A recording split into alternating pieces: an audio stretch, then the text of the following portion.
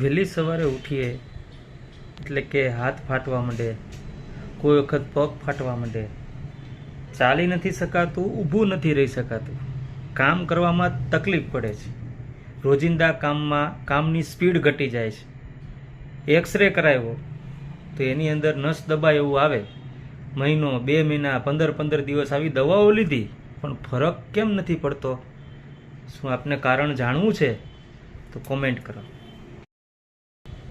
વહેલી સવારે ઉઠીએ એટલે કે હાથ ફાટવા માંડે, કોઈ વખત પગ ફાટવા માંડે, ચાલી નથી શકાતું, ઊભું નથી રહી શકાતું, કામ કરવામાં તકલીફ પડે છે, રોજિંદા કામની સ્પીડ ઘટી જાય છે.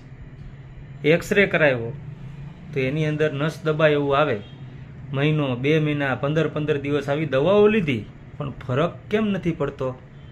શું આપને કારણ જાણવું છે તો કોમેન્ટ કરો.